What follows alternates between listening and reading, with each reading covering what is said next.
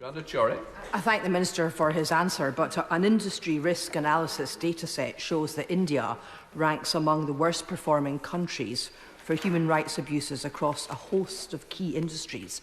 So my question is a specific one, and I'd like an answer, please. Has the government consulted with human rights monitoring bodies and experts, and is the government actively considering the impact of this deal on human rights abuses in India? Well, Speaker, first of all, I congratulate her on her...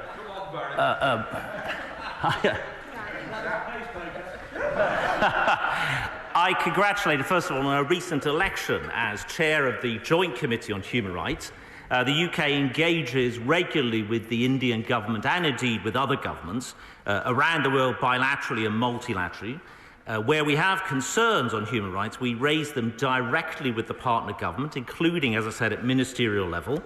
Can I just say, though, that I'm not entirely sure, Mr. Speaker, that whatever we do on human rights will make any difference to whether the SNP will support this trade deal or not. Not only fans of FTAs have noticed, Mr. Speaker, we've all noticed that the SNP have never supported any trade deal ever negotiated by either the EU or by the UK, Mr. Speaker. They've abstained on Japan, abstained on Singapore, they've been against Canada, against Australia, against Korea, and even against Ukraine.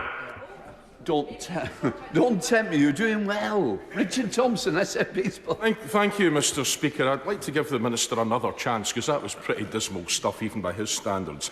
India is one of the countries in the world with the poorest record in human rights when it comes to child labour. So, to give the Minister an opportunity to help us maybe get to a position where we could potentially support a deal, can he explain how ministers and the government are engaging with negotiators in India to try and tackle child labour in India and to make sure that the United Kingdom does not become complicit in that exploitation?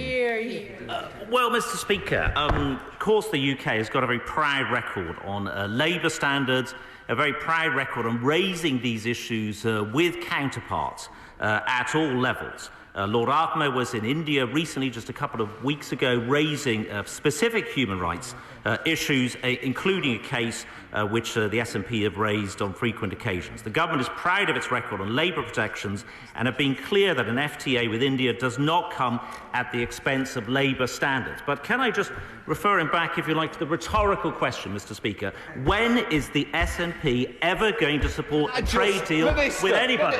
Minister, you know that's not the responsibility of you to ask the question. It's for others to ask you the questions. Come on. You know better than that as an ex-chair of the Conservative Party. Come on, Sir Michael.